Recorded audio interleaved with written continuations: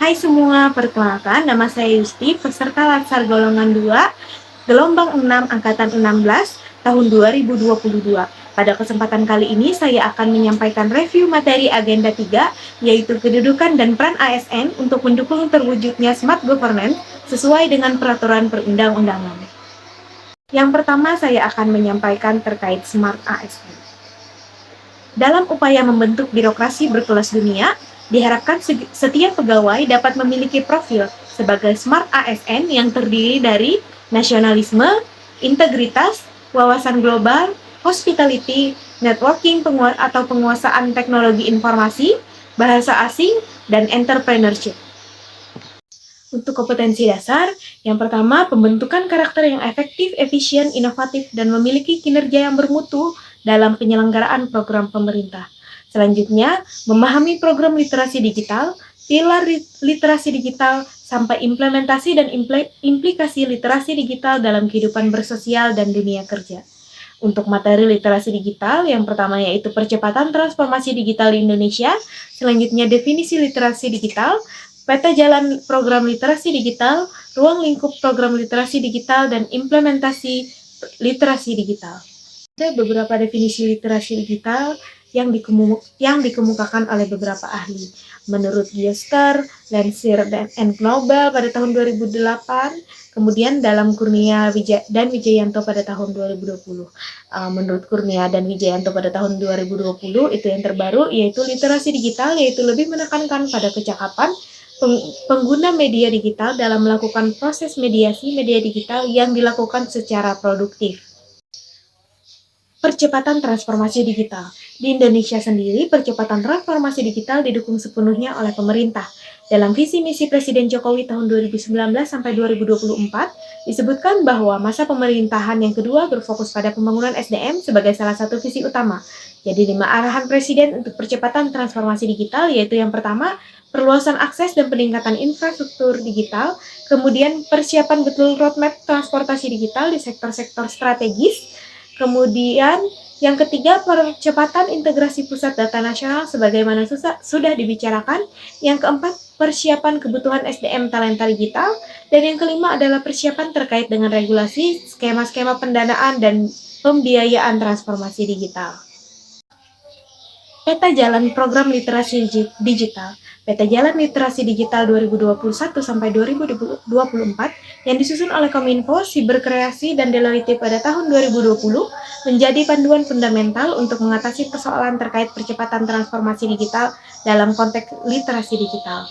Dalam peta jalan ini dirumuskan kurikulum literasi digital yang terbagi atas 4 area kompetensi, yaitu yang pertama, kecakapan menggunakan media digital atau digital skill, kemudian budaya menggunakan digital, yaitu digital culture, kemudian etis menggunakan media digital, yaitu digital ethics, kemudian aman menggunakan media digital atau digital safety. Dalam mencapai target program literasi digital, perlu diperhitungkan estimasi jumlah masyarakat Indonesia yang telah mendapat akses internet berdasarkan data dari APJII dan BPS. Identifikasi target user, total serviceable market, penting untuk menentukan target spesifik program literasi digital. Jadi tantangan kesenjangan digital yaitu memiliki kemampuan memiliki atau dalam kurung ekonomi, kemudian kemampuan mengoperasikan perangkat digital atau komputer, kemudian akses internet, dan yang terakhir adalah usia pengguna internet. Landscape digital. Landscape digital merupakan berbagai perangkat keras dan perangkat lunak karena landscape digital merupakan sebutan kolektif untuk jaringan sosial, surel, situs daring, perangkat seluler, dan lainnya. Fungsi perangkat keras dan perangkat lunak untuk saling berkaitan sehingga tidak bisa lepas satu sama lain. 3 tahapan kerja mesin pencari informasi. Yang pertama yaitu penelusuran atau crawling, yakni langkah-langkah ketika mesin pencarian informasi yang kita akses menelusuri triliunan sumber informasi di internet. Kemudian selanjutnya pengindeksan atau indexing, yakni pemilahan data atau informasi yang relevan dengan kata kunci yang kita ketikkan. Dan yang ketiga adalah pemeringkatan atau ranking, yaitu proses pemeringkatan data atau informasi yang dianggap paling sesuai dengan yang kita cari. Aplikasi percakapan dan media sosial. Aplikasi percakapan dan media sosial yang ada saat ini yaitu WhatsApp, Facebook Messenger, WeChat, Snapchat, Telegram, dan lain-lain. Menurut data Hootsuite, Dan NWR Sosial pada bulan Oktober 2020, aplikasi pesan terbesar masih dikuasai oleh WhatsApp. 4 dimensi persiapan, yaitu yang pertama akses terhadap internet, syarat dan ketentuan penggunaan aplikasi, membuat dan atau membuka akun, dan selanjutnya metode akses. Hoax. Menurut KBBI, mengartikan hoax sebagai informasi bohong. Kata ini sangat populer belakangan ini di Indonesia. Berbagai peristiwa penting sering diiringi oleh kemunculan hoax, misalkan seperti peristiwa politik, bencana alam, ekonomi, sosial, dan kesehatan. Kini, hoax tersebar juga melalui situs web, 34,90%, WhatsApp, Line, Telegram itu ada 62,80%, dan Facebook, Twitter, Instagram, and Pet itu 92,40%. Tips untuk melindungi diri dari berita hoax menurut LibGuides of University of West Florida tahun 2021, yaitu evaluasi, dan evaluasi. Google it, kemudian dapatkan berita dari sumber berita, bedakan opini dengan fakta. Kriteria untuk mengevaluasi sumber yaitu yang pertama adalah currency atau keterbaruan informasi, kemudian relevansi, kemudian authority atau penulis, kemudian akurasi atau ketepatan, kemudian purpose atau tujuannya. Cyberbullying. Menurut UNICEF menjelaskan jika suatu ujaran membuat kita merasa sakit hati dan membuat orang lain menertawai kita, bukan kita ikut tertawa bersama mereka, maka candaan tersebut telah melewati batas. Ketika kita meminta lawan bicara untuk berhenti namun mereka tetap mengutarakan candaan tersebut, kita merasa tidak nyaman, artinya itu tergolong bullying. Sementara jika hal tersebut terjadi di dunia maya, maka disebut dengan cyberbullying. Hate speech adalah gangguan atau ungkapan ekspresi yang menganjurkan ajakan untuk mendiskreditkan, menyakiti seseorang atau sekelompok orang dengan tujuan membangkitkan permusuhan, kekerasan, dan diskriminasi kepada orang atau kelompok tersebut. Selanjutnya, partisipasi, yaitu merupakan proses terlibat aktif dalam berbagai data dan informasi yang bermanfaat bagi diri sendiri dan orang lain. Proses ini berakhir pada menciptakan konten kreatif dan positif untuk menggerakkan lingkungan sekitar. Selanjutnya, kolaboratif, yaitu merupakan proses kerjasama antar pengguna untuk memecahkan masalah bersama. Berdasarkan catatan dari Kementerian Komunikasi dan Informatika atau Kominfo, selama krisis pandemi pada Maret 2020 hingga Januari 2021, terdapat 1.387 hoax tersebar di dunia internet Indonesia. Untuk ragam penipuan digital, yaitu yang pertama scam, permainan atau tindakan untuk menipu kepercayaan seseorang yang bertujuan untuk mendapatkan keuntungan dengan cepat. Kemudian spam, segala jenis komunikasi digital yang tidak diinginkan dan tidak diminta untuk dikirim secara massal. Dan yang ketiga adalah phishing, melibatkan penjahat mengirim pesan yang menyamar sebagai organisasi yang sah, menargetkan ratusan juta organisasi setiap hari. Dan yang ketiga adalah hacking atau peretasan. Materi selanjutnya, manajemen ASN. Manajemen ASN adalah pengelolaan ASN untuk menghasilkan pegawai ASN yang profesional, memiliki nilai dasar, etika profesi, bebas dari intervensi politik, bersih dari praktik korupsi, kolusi, dan nepotisme. Berdasarkan jenisnya, pegawai ASN terdiri atas yang pertama pegawai negeri sipil atau PNS, dan yang kedua adalah pegawai pemerintah dengan perjanjian kerja atau P3K.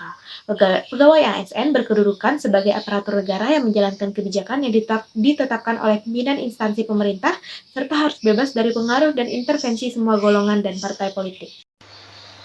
Pegawai negeri sipil atau PNS merupakan warga negara Indonesia yang memenuhi syarat tertentu diangkat sebagai pegawai ASN secara tetap oleh pejabat pembina kepegawaian untuk menduduki jabatan pemerintahan, memiliki nomor induk pegawai secara nasional. Kemudian pegawai pemerintah dengan perjanjian kerja atau P3K merupakan warga negara Indonesia yang memenuhi syarat tertentu yang diangkat oleh pejabat pembina kepegawaian berdasarkan perjanjian kerja sesuai dengan kebutuhan instansi pemerintah untuk jangka waktu tertentu dalam rangka melaksanakan tugas pemerintahan. Fungsi pegawai ASN, yang pertama sebagai pelaksana kebijakan publik, yang kedua pelayan publik, dan yang ketiga perekat dan pemersatu bangsa. Tugas pegawai ASN yaitu melaksanakan kebijakan yang dibuat oleh pejabat pembina kepegawaian sesuai dengan ketentuan peraturan perundang-undangan. Yang kedua, memberikan pelayanan publik yang profesional dan berkualitas. Dan yang ketiga, mempererat persatuan dan kesatuan Negara Kesatuan Republik Indonesia. ASN sebagai profesi berlandaskan pada kode etik dan kode perilaku.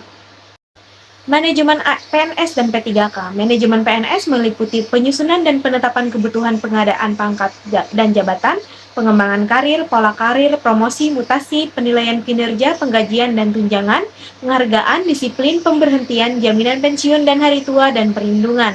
Manajemen P3K meliputi penetapan kebutuhan, pengadaan, penilaian kinerja, penggajian dan tunjangan, pengembangan kompetensi, pemberian penghargaan, disiplin, pemutusan hubungan perjanjian kerja dan perlindungan. Sistem merit, yaitu kebijakan dan manajemen ASN yang berdasarkan pada kualifikasi, kompetensi, dan kinerja secara adil dan wajar, tanpa membedakan latar belakang, politik, ras, warna kulit, agama, asal-usul, jenis kelamin, status pernikahan, umur, dan kondisi kecacatan. Penerapan sistem merit dalam pengelolaan ASN mendukung pencapaian tujuan dan sasaran organisasi dan memberikan ruang bagi transparansi, akuntabilitas, objektivitas, dan juga keadilan. Pasca rekrutmen, dalam organisasi, berbagai sistem pengelolaan pegawai harus mencerminkan prinsip merit yang sesungguhnya, di mana semua prosesnya didasarkan pada prinsip-prinsip yang objektif dan adil bagi pegawai. Jaminan sistem merit pada semua aspek pengelolaan pegawai akan menciptakan lingkungan yang kondusif untuk pembelajaran dan kinerja. Pegawai ASN berhimpun dalam wadah Korps Profesi Pegawai ASN Republik Indonesia. Korps Profesi Pegawai ASN Republik Indonesia memiliki tujuan menjaga kode etik, etik profesi, dan standar pelayanan profesi ASN, dan mewujudkan jiwa Korps ASN sebagai pemersatu bangsa. Untuk menjamin efisiensi, efektivitas, dan akurasi pengambilan keputusan dalam manajemen ASN, diperlukan sistem informasi ASN. Sistem informasi ASN diselenggarakan secara nasional dan terintegrasi antar instansi pemerintah. Sengketa pegawai ASN diselesaikan melalui upaya administratif. Upaya administratif terdiri dari keberatan dan banding administratif.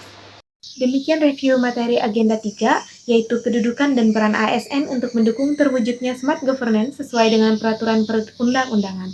Sampai jumpa dan terima kasih.